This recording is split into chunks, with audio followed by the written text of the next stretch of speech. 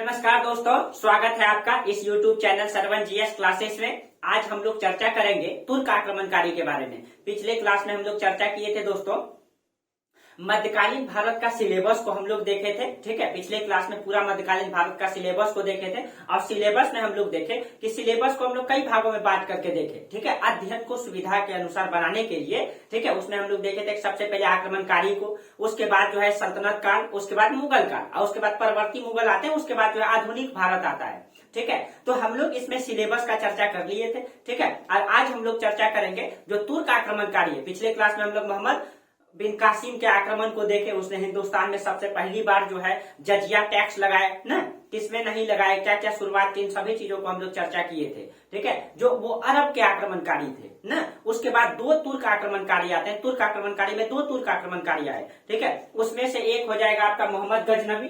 ठीक है, एक आग हो जाएगा आपका मोहम्मद गजनवी।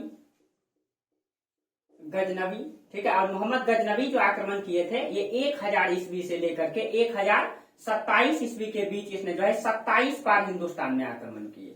ठीक है, और इनका उद्देश्य क्या था तो अभी हम लोग चर्चा करेंगे। ठीक है, तुर्क आक्रमणकारी थे ये। दूसरा जो तुर्क आक्रमणकारी थे मोहम्मद गौरी।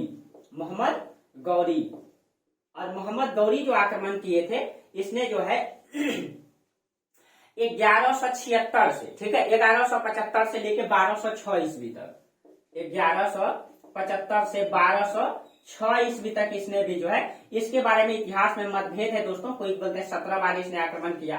ठीक है, कुछ इतिहासकार बोलते हैं 7 बार आक्रमण किया, कुछ इतिहासकार बोलते हैं 21 बार आक्रमण किया और कुछ इतिहासकार ये बोलते हैं कि मात्र 2 बार आक्रमण किया। ठीक है, तो अभी देखिए हम लोग पर चर्चा करेंगे मोहम्मद गजनवी के बारे में। मोहम्मद गजनवी का उद्देश्य हिंदुस्तान को लूटना था, क्योंकि भारत जो है अभी समृद्ध है, सोने की चिड़िया है। हम लोग प्राचीन काल से ही पढ़ते आ रहे हैं कि भारत में बहुत सारा संपत्ति भरा हुआ है, हर मंदिर में इतना खजाना भरा हुआ है कि भारत जो है सोने की चिड़िया कहलाता है। और उन सोने की चिड़िया को देख करके कई सारे विदेशी आक्रमणकारी आएंगे और हिंदुस्तान में आक्रमण करेंगे, उसको लूट करके जाएंगे। तो उसी में से जो दोस्तों मोहम्मद गजनवी का मुख्य उद्देश्य था हिंदुस्तान को लूटना। अभी उनके बारे में चर्चा करेंगे। और उसके बाद जब मोहम्मद गौरी का आक्रमण होता है तो मोहम्मद गौरी के आक्रमण के बाद जो ये भी कई बार आक्रमण किए। ठीक है, और उसमें जो है तराइन का प्रथम युद्ध, तराइन का द्वितीय युद्ध हुआ।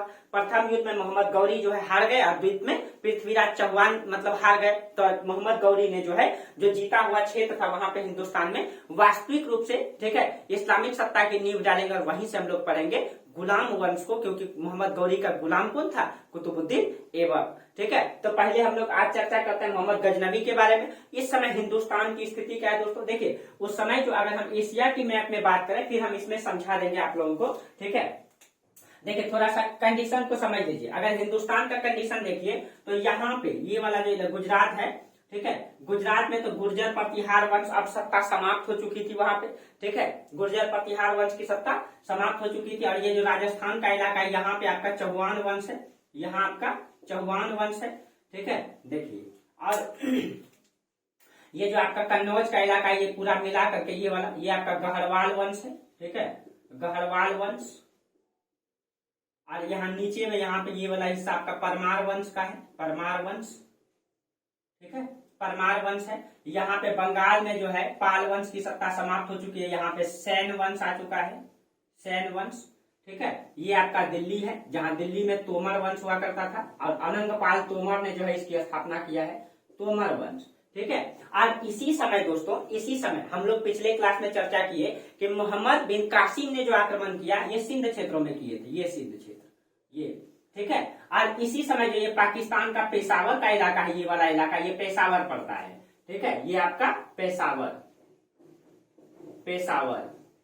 और यहाँ पे पेशावर में जो शासन है अभी, यहाँ ब्राह्मण वंश का शासक है। ठीक है, ब्राह्मण वंश का शासक है इस समय जयपाल। ठीक है, यहाँ ब्राह्मण वंश का शासक जयपाल है इस समय।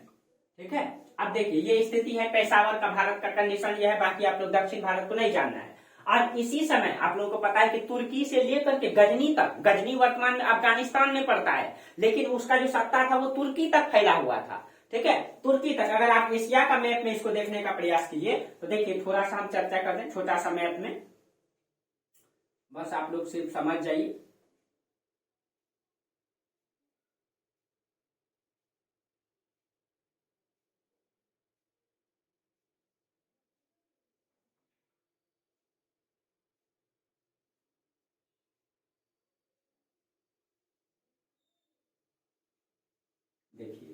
ये हो गया। अब देखिए ये आपका हिंदुस्तान, ठीक, ये आपका पाकिस्तान, इधर अफगानिस्तान, ये वाला तुर्की है, तुर्की, ठीक है, ये आपका क्या है, तुर्की है, ठीक है। और यहाँ पे ये आपका अफगानिस्तान में पड़ता है गजनी, ये आपका पड़ता है गजनी, और गजनी का साम्राज्य पूरे क्षेत्रों में फैला हुआ था, ये पूरे।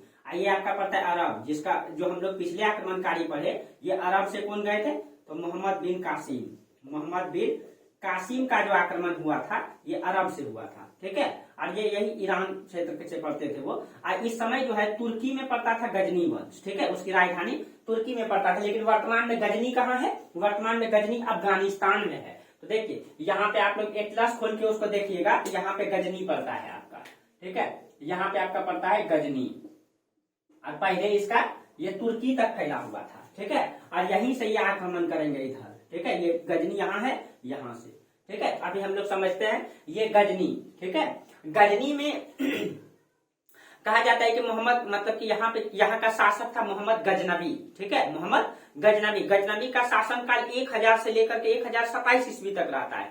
तो वो कैसे आए, यहाँ का शासक गजनी कैसे बने, इसी को हम लोगों को समझना है। चलिए, मोहम्मद गजनबी, तो हम लोग को मोहम्मद गजनबी का आक्रमण को पढ़ना है। इसका शासन काल जो है 1000 से 1027 तक है, जो वहां पे था, ठीक है। अब देखिए कहा जाता है तुर्की में जो स्थान मतलब गजनी है, मतलब वर्तमान में तुर्की मतलब अफगानिस्तान में है गजनी, ठीक है, वहां पे गजनवी वंश हुआ करता था या यामुनी वंश, इसी को जो है यहाँ पे गजनी में जो है कौन सा वंश, यहाँ पे इसको गजनी वंश कहा दिया जाता है, या इसी को यामनी वंश कह दिया जाता है, यामनी वंश, ठीक है। और यामनी वंश का जो शासक हुआ करता था अलप्तगीन, ठीक है, इसका शासन कौन था, अलप्तगीन, अलप्तगीन। और कहा जाता है दोस्तों अलप्तगीन का जो है इसका एक भी संतान नहीं था, इसकी संतान एक भी नहीं था। और जिस कारण से इनकी जब मृत्यु हुई तो इसने अपने गुलाम को, गुलाम का मतलब जिसको खरीद के लाया जाता है दोस्तों, उस समय अभी आप लोगों को जब चर्चा करेंगे कि यही गुलाम ने जाकर के हिंदुस्तान में जो है गुलाम वंश की नींव डालेगा, ठीक है। और ये गुलाम बहुत योग्य होते थे, बेहद योग्य होते थे। जब उनको मार्केट से खरीद के लाया जाता था तो उनके बहुत सारे योग्यताओं को देखा जाता था, उसी आधार पर राजा उनको खरीद के लाते थे। तो इन्हीं का मतलब कि अलप्तगीन का मतलब कि गुलाम हुआ करता था सुबुक्तगीन, सुबुक्तगीन, ठीक है, ये सुबुक्तगीन हुआ करता था। जब अलप्तगीन की मृत्यु हो गई, इनकी मृत्यु हो गई, तो इनका गुलाम जो है सुबुक्तगीन यहाँ का शासक बना, ठीक है। गजनी का शासक कौन बना, सुबुक्तगीन। सुबुक्तगीन के बारे में कहा जाता है कि ये यहाँ से बार बार जो है पेशावर में आक्रमण करते थे, जयपाल के साम्राज्य में बार बार आक्रमण करते थे। और कहा जाता है कि बार बार आक्रमण जब करते थे तो जयपाल उनको बार बार पराजित करके वापस भेज देते थे।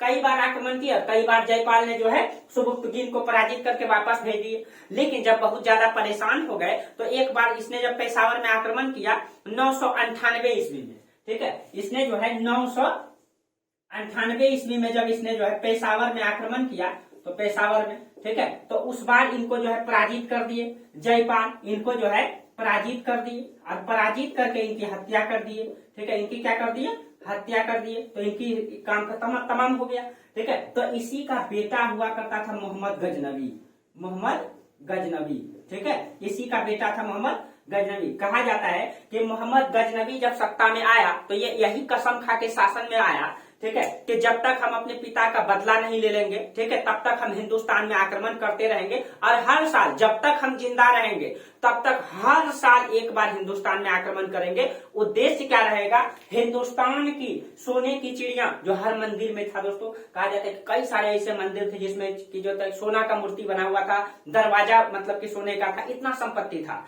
तो वहां की संपत्तियों को लूटना प्लस में हिंदुस्तान की बुद्ध परिस्थिति को नष्ट करना, यहाँ की मूर्तियों को नष्ट करना, यहाँ के मंदिरों को नष्ट करना इनका उद्देश्य बना, ठीक है। तो ये गजनवी जब शासन में आया तो इसने यही कसम खाया पहले हम अपने पिता का बदला लेंगे, यानी जयपाल को पराजित करेंगे, उसके बाद हिंदुस्तान में हर साल एक बार आक्रमण करेंगे। यही कसम खा करके इसने जो है शासन में आया, ठीक है, यही कसम खा करके इसने शासक बना, ठीक है। उसके बाद इसने 1000 से 1027 के बीच हिंदुस्तान में 27 बार आक्रमण किए, ठीक है, 1000 से 1027 के बीच जो है इसने 27 बार आक्रमण किए। और सबसे पहला आक्रमण इसने क्या किए, ठीक है। तो अब मोहम्मद गजनवी शासन में आए, ठीक है, यहां तक आप लोग समझ गए होंगे।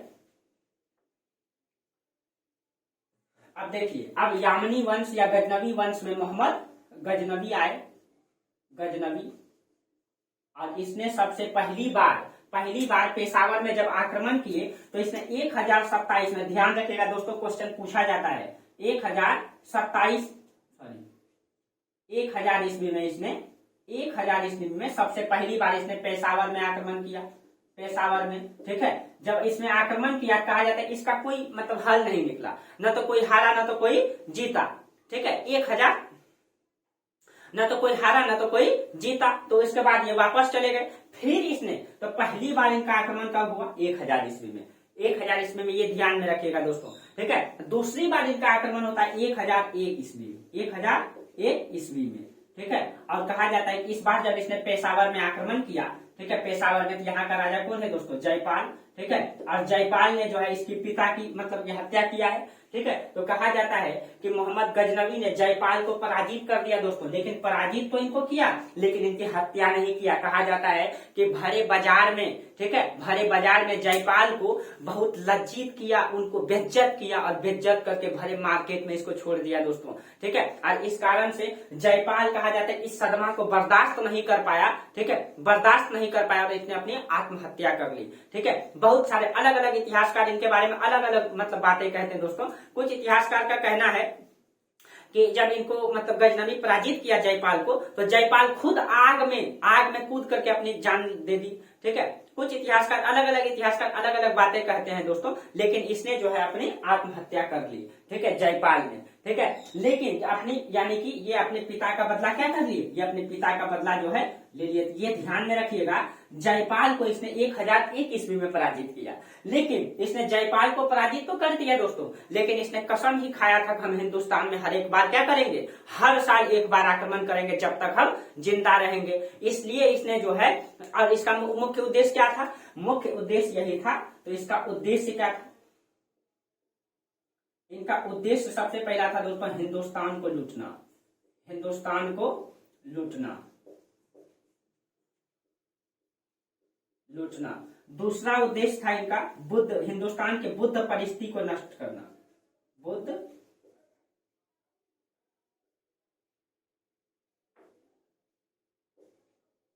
परिस्थिति को नष्ट करना, परिस्थिति क्या? परिस्थिति, ठीक है, बुद्ध परिस्थिति को नष्ट करना, ठीक है, बुद्ध परिस्थिति को क्या करना? नष्ट करना, ठीक है।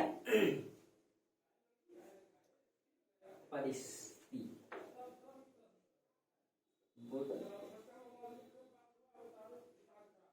कभी कभी मिस कर जा रहा है दोस्तों, परिस्थिति लिख देते हैं, परिस्थिति को नष्ट करना, ठीक है। बुद्ध परिस्थिति को यहाँ से नष्ट करना, यानी यहाँ के मंदिरों को तोड़ना, यहाँ की सभी मतलब की मूर्तियों को तोड़ना, ये यहाँ उद्देश्य बनाया इसने, ठीक है। और कहा जाता है इस कारण से इसने हिंदुस्तान में कई बार आक्रमण किए, 17 बार आक्रमण किया। और इसके आक्रमण को कई बार क्वेश्चन पूछा जाता है, ठीक है। इसने कई सारे मंदिरों में जो आक्रमण किए, पहले उसको हम लोग देख लेते हैं, ठीक है। तो इसने कई बार जो मंदिरों में आक्रमण किए, कौन कौन सा मंदिर में आक्रमण किए, इसको पहले हम लोग देख लेते हैं। देखिए, सबसे पहली बार इनका क्वेश्चन पूछा जाता है, ठीक है। सबसे पहली बार 1006 ईस्वी में इसने नागरकोट के कांगड़ा जिला में पड़ता है हिमाचल प्रदेश में, वहां के मंदिर को लूटा, ठीक है। सबसे पहले इसने 1006 ईस्वी में, 1006 ईस्वी में, ठीक है, नागरकोट का मंदिर, नागरकोट का मंदिर, नागरकोट का मंदिर, ये हिमाचल प्रदेश में पड़ता है, हिमाचल प्रदेश के कांगड़ा जिला में पड़ता है। सबसे पहले यहाँ को इसने लूटा, और कहा जाता है कि खूब ध्वस्त किया, यहाँ के मंदिरों में बहुत सारी संपत्ति जमा थी, उन सब को लूट करके इसने वापस लेकर के चल गया, ठीक है। इसने जो है वापस लेकर के चल गया। उसके बाद दूसरी बात 1008 ईस्वी में इसने जो है आनंदपाल को पराजित किया। यही जयपाल का पुत्र हुआ करता था आनंदपाल, आनंदपाल, ठीक है। और जब मतलब ये जब लूट करके चल गए, तो जयपाल का पुत्र आनंदपाल शासक बने। तो 1008 ईस्वी में इसने दूसरा आक्रमण किया, 1008 ईस्वी में, ठीक है। और इस बार इसने किसको? आनंदपाल को पराजित किया, आनंदपाल पाल को पराजित करके पेशावर को इसने खूब लूटा। उसके बाद 1011-12 ईस्वी में इसने जो है मबुरा और उज्जैन, ठीक है, मबुरा और उज्जैन पर आक्रमण किया। ठीक है, 1011-12 ईस्वी में कहा जाता है इसने 1112 ईस्वी में माना जाता है इसने एक तो मबुरा, उज्जैन आपका मध्य प्रदेश में पड़ता है, उज्जैन का मंदिर। ठीक है, यहाँ पे इसने आक्रमण किया। ठीक है, आक्रमण किया, यहाँ के मंदिरों को कहा जाता है कि यहाँ जब आक्रमण किया था तो यहाँ अपने सेनाओं को आदेश दिया था कि यहाँ के मंदिरों को खंडित करवा दीजिए, तोड़वा दीजिए। ठीक है, और मूर्तियों को भी खंडित करवा दीजिए। ठीक है, उसके बाद 1014 ईस्वी में इसने स्थानेश्वर के मंदिर में, स्थानेश्वर का जो महादेव मंदिर है, ठीक है, कुरुक्षेत्र हरियाणा में पड़ता है, उसको लूटा। ठीक है, 1014 ईस्वी में 1014 ईस्वी में इसने जो है थानेश्वर का यहाँ पे पड़ता है महादेव मंदिर, इसको इसने लूटा। ठीक है, महादेव मंदिर को लूटा। ये कुरुक्षेत्र हरियाणा में पड़ता है। ठीक है, ये हरियाणा में पड़ता है और यहीं पे इसने चक्र स्वामी यानी कि कृष्ण भगवान की मूर्ति, यहीं पर थानेश्वर में ही इसने जो है चक्र स्वामी मतलब कृष्ण जी की, ठीक है, यहाँ पे इसने कृष्ण जी की मूर्ति को जो है कहा जाता है कि कृष्ण जी की मूर्ति को खंडित करवा दिया था और कहा जाता है कि इसने अपने सेनाओं को आदेश दिया था कि मूर्तियों को निकाल करके मंदिर से सड़क में फेंक दीजिए और अपने घोड़ा से, ठीक है, सभी सैनिक अपने घोड़ा से इसको रोंदते हुए निकल जाइए। ठीक है, और कहा जाता है कि यहाँ के मंदिर को इसने तोड़ करके यहाँ के मूर्तियों को बाहर फेंकवा करके उसको रोंदते हुए जो है निकलवा दिया था। ठीक है, इस तरीके से उल्लेख आता है दोस्तों। ठीक है, आप लोग उसके बाद कहा जाता है इस तरीके से। उसके बाद इसने 1025 ईस्वी में जो आक्रमण किया, ठीक है, उसके बाद इसका आक्रमण हुआ 1025 ईस्वी में, 1025 ईस्वी में। और ये बहुत इंपॉर्टेंट आक्रमण है आपका, ये है आपका सोमनाथ मंदिर का आक्रमण। इस बार इसने कौन सा मंदिर पे किया था? सोमनाथ मंदिर। और सोमनाथ आपका गुजरात में है दोस्तों, आपको पता है कि यहाँ पे पड़ता है आपका सोमनाथ मंदिर। ठीक है, सोमनाथ मंदिर। और यही मंदिर इस समय जब टूटेगा दोस्तों, तो इसके बाद जब देश आजाद होगा तब 1950, अभी जो ये टूटेगा, ये मंदिर अभी टूटेगा, तो अब ये कब बनेगा? तो 1950 ईस्वी में सरदार वल्लभ भाई पटेल इसको फिर से पुनर्स्थापित करवाएंगे आजादी के बाद। और अभी कहा जाता है कि सोमनाथ मंदिर जिस समय इसने 1025 में इसने लूटने आया था, इस समय कहा जाता है कि ये मंदिर बना हुआ था लकड़ी का दोस्तों, लेकिन दरवाजा जो इसमें लगा हुआ था वो सोने का बना हुआ था और उसमें जो मूर्ति रखा हुआ था वो बिल्कुल सोने का था। और उस मंदिर में बहुत सारा संपत्ति भरा हुआ था, क्योंकि यहाँ के राजाओं ने, गुर्जर प्रतिहार वंश और ये सोलंकी वंश के राजाओं ने इस मंदिरों में खूब संपत्ति भरवा करके रखा था। चालुक्य वंश के राजा, ठीक है, जिसको सोलंकी के चालुक्य भी कहा जाता है, ठीक है, चालुक्य वंश के राजा कहा जाता है कि सोमनाथ मंदिर को बनवाया किसने था? तो यहाँ पे हुआ करता था चालुक्य वंश, चालुक्य वंश के राजा हुआ करते थे कृष्ण प्रथम। इस मंदिर को जो है कृष्ण प्रथम ने ही बनवाया था, जो इसी वंश का राजा था। ठीक है, और कृष्ण प्रथम ने बनवाया था इस मंदिर को। और कहा जाता है इस समय जो मंदिर था, मंदिर में बहुत सारी संपत्ति रखी हुई थी, क्योंकि राजा महाराजा लोग अक्सर जो है मंदिर में संपत्ति को भरा करते थे, ठीक है, ताकि उनका जो है सम्मान और समाज में बढ़ जाए। ठीक है, और इस समय जो है मंदिर जो बना हुआ था वो लकड़ी का था और दरवाजा जो है सोना का बना हुआ था। उसमें जो मूर्ति रखा गया था वो भी सोना का बना हुआ था। और कहा जाता है कि जब इसने जो इधर से जब आक्रमण किया, ठीक है, यहाँ पे आक्रमण जब किया तो इस मंदिर को पूरा तरीके से लूटा और बहुत सारा संपत्ति उसमें हाथ लगा। ठीक है, और उसके बाद कहा जाता है कि लूट करके जब ये जा रहा था वापस, तो वो जो सोना का दरवाजा था उसको भी लेकर के जा रहा था, ये वापस ऐसे करके वापस जा रहा था। ठीक है, वो दरवाजा भी लेकर के जा रहा था। तो ये जो राजस्थान है, राजस्थान का इलाका, यहाँ पे जाट रहा करते थे, जो लड़ाकू प्रवृत्ति के होते हैं। यहाँ के जाटों ने जो है उसकी दरवाजा को छीन लिया। ठीक है, चाहे भाई बड़ा सा दरवाजा था, सोना का दरवाजा बना हुआ था। ठीक है, तो जाट भी देखा भाई लेकर के जा रहा है, तो उन लोगों ने, लड़ाकू था ही वो लोग, तो वो लोग छीन लिया। भारत का भी था दोस्तों, ठीक है, और इसी कारण से यहाँ पे छीन लिया। लेकिन बहुत सारा संपत्ति जो है वो लेकर के गया। उस समय भारत सोने की चिड़िया था दोस्तों, भारत जैसे सोने की चिड़िया को खत्म नहीं किया जा सकता था। ठीक है, लेकिन अंग्रेज जब आएंगे अंग्रेज जब आएंगे, ये जब मुगल आएंगे तो ये अपने आप को भारतीय समझेंगे, ठीक है, इनकी संपत्ति यहीं रह जाएगी। लेकिन जब अंग्रेज आएंगे तो अंग्रेज विदेशी है दोस्तों, वो यहाँ व्यापार करेंगे, यहाँ वास्तविक सत्ता की नींव डालेंगे, लेकिन अपना संपत्ति सारा इंग्लैंड में जाकर के रखेंगे। भारत को लूट करके कभी खत्म नहीं किया जा सकता था, भारत के पास इतनी संपत्ति थी, ठीक है। लेकिन अंग्रेजों ने प्रत्यक्ष रूप से जब गुलाम बना लिया, ठीक है, तो यहाँ रह करके उसने 200 साल में सारा संपत्ति इंग्लैंड लेकर के चल गया। नहीं तो लूट करके हिंदुस्तान को कभी खत्म नहीं किया जा सकता था दोस्तों। आप लोग पढ़े थे मौर्य साम्राज्य, गुप्त वंश, ऐसे ऐसे वर्धन वंश, ठीक है, कई सारे हिंदुस्तान के वंश आए, ठीक है। और उसने जो है विदेशी व्यापार, हम आप लोगों को कुषाण वंश के बारे में भी पढ़ाए थे कि कुषाण वंश के जब राजा कनिष्क आए थे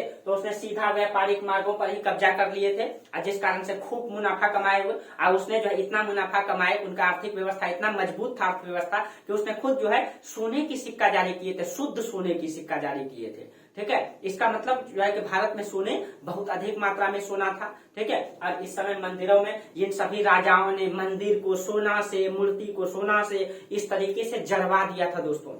आज भी अगर आप जाइए तो ये जो बाद में जब मुगल शासक आए तो इन मुगल शासक ने उन सोना का उपयोग कहाँ किए, उन सोना का उपयोग आज भी आप जाइए दीवाने आम, दीवाने खास में, ठीक है। और जो राजा महाराजा का महल हुआ करता था, ठीक है, शीश महल चल जाइए अकबर का, उसके दीवारों में जो है सोना जड़ा हुआ था, जिसको अंग्रेज ने खोद खोद करके कहां लेकर के चल गया, इंग्लैंड, ठीक है। इतनी संपत्ति थी भारत में। आज भी दीवाने खास में जाइए, उसका जो ऊपर वाला इलाका जिसमें सोना और चांदी जड़ा गया था, उसको खोद के निकाला गया, आज भी उसमें लगा हुआ है। आप लोग कभी जाइएगा लाल किला दिल्ली तो देखिएगा जरूर, ठीक है।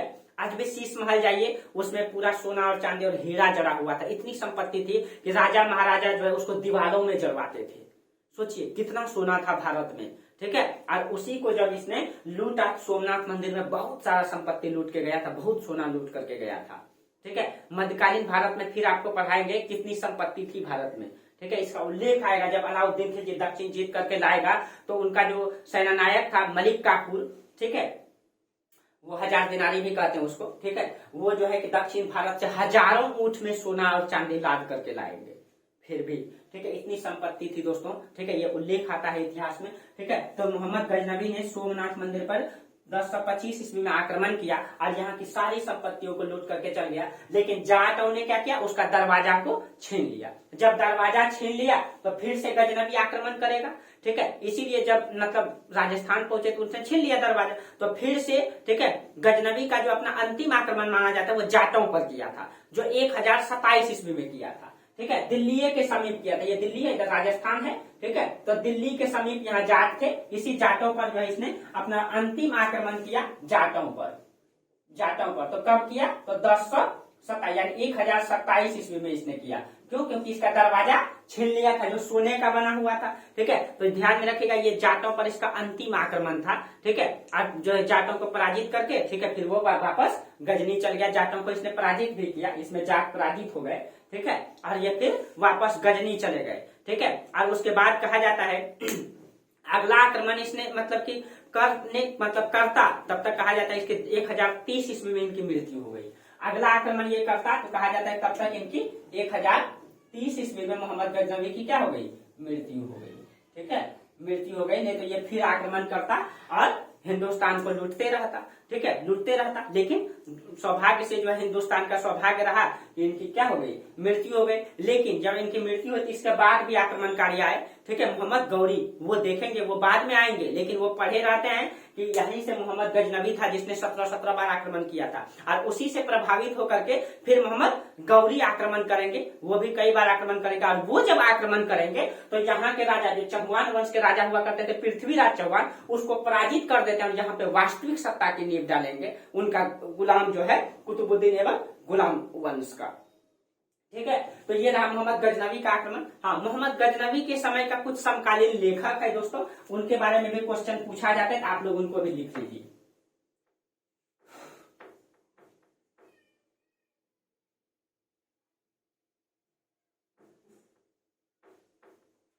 देखिए मोहम्मद गजनवी के समकालीन लेखक, इनके जो है समकालीन लेखक, ठीक है। देखिए इसमें एक है आपका अल बेरूनी, जिनकी पुस्तक है, ठीक है, तहकीक ए हिंद, ठीक है, तहकीक ए हिंद या किताब उल हिंद, तो इसी के समकालीन में सबसे पहले हैं, ठीक है, अल-बेरूनी। अल-बेरूनी इन्हीं का पुस्तक है। इनका पुस्तक का क्या नाम है? पुस्तक तहकीक-ए-हिंद। तहकीक-ए-हिंद, ठीक है। दूसरा है, इसी का नाम है किताब-उल-हिंद भी इसको कहा जाता है। इस पुस्तक को किताब-उल-हिंद भी कहा जाता है। किताब-उल-हिंद भी इसको कहा जाता है, ठीक। अब देखिए, दूसरा इसी के समय का है फिरदौसी। फिरदौसी का पुस्तक है शहनामा, ठीक है। एक लेखक है फिरदौसी। इनका पुस्तक है शाहनामा,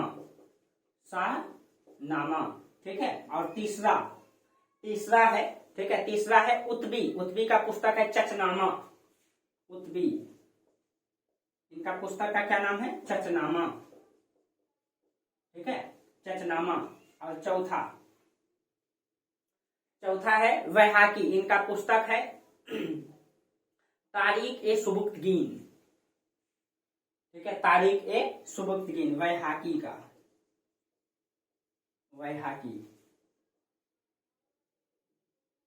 तारीख-ए-सुबुक्तगीन, ठीक है। और ये तारीख-ए-सुबुक्तगीन, सुबुक्तगीन याद है दोस्तों? ये सुबुक्तगीन वही सुबुक्तगीन है जो मोहम्मद गजनवी के पिता है। तो ये जो पुस्तक है, इनके पिता की बायोग्राफी इसमें लिखा गया है, ठीक है।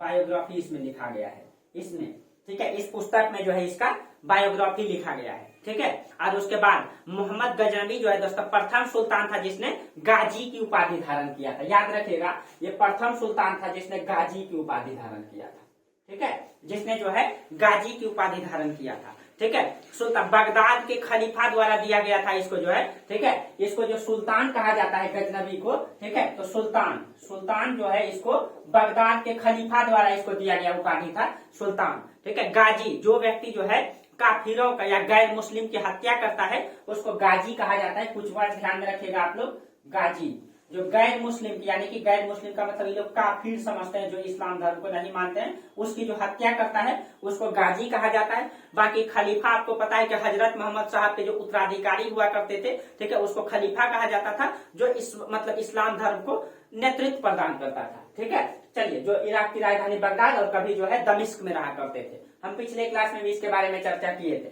ठीक है। तो ये रहा आपका मोहम्मद गजनवी का आक्रमण। देखिए दोस्तों, मोहम्मद गौरी का आक्रमण का क्लास बहुत लंबा है, ठीक है। उसको अगर स्टार्ट करेंगे तो बहुत लंबा चल जाएगा, क्योंकि उनका क्लास लंबा पढ़ना है, क्योंकि उसके बाद हिंदुस्तान में जो है वास्तविक सत्ता की नींव डाला जाएगा। चौहान वंश के राजा पृथ्वीराज चौहान पराजित होंगे, ठीक है। और उसकी कई सारी कहानियां हैं जो आप लोगों को अगली क्लास में चर्चा करेंगे। किस प्रकार से पृथ्वीराज चौहान को भी शब्द भेदी बाण आता था न, उस कहानी को भी हम चर्चा करेंगे कि 4 बांस 24 गज अंगुल अष्ट प्रमाण, ता ऊपर सुल्तान है मत चूको चौहान। इन सभी चीजों के बारे में हम अगली क्लास में चर्चा करेंगे। आज यहीं तक रहने दीजिए, नहीं तो क्लास बहुत लंबा हो जाएगा, ठीक है, और खत्म भी नहीं हो पाएगा। इसलिए, ठीक है, आप लोग इसका नोट्स जरूर बनाइए। मिडाइवल हिस्ट्री को अच्छा से पढ़ेंगे, यहाँ से क्वेश्चन भी आता है। सबसे ज्यादा आधुनिक भारत से आता है, लेकिन मिडाइवल से भी, ठीक है। इतिहास को समझना भी है, ठीक है। प्लस में क्वेश्चन से बहुत ज्यादा मायने नहीं रखता है दोस्तों। इतिहास को अगर आप समझ लीजिए तो क्वेश्चन छूटेगा नहीं, ठीक है। मध्यकालीन भारत से कम क्वेश्चन रहता है, लेकिन हाँ, जानना तो जरूरी है। कम ही क्वेश्चन रहता है, ठीक है, लेकिन जानना जरूरी है। और आप लोग कोई भी क्लास कर रहे हैं, या यूपीएससी के लिए कर रहे हैं या पीसीएस के लिए, आप कहीं से भी क्लास कर रहे हैं, ठीक है, आप लोग इसका नोट्स जरूर बनाइए। यूपीएससी तक में क्वेश्चन नहीं छूटेगा आपसे, ठीक है। चलिए, तो आज यहीं तक हम लोग चर्चा करते हैं। तब तक के लिए हम लोग अगले क्लास में फिर आगे हम इससे चर्चा करेंगे, ठीक है। तब तक के लिए आप लोगों को बहुत बहुत धन्यवाद। Thank you.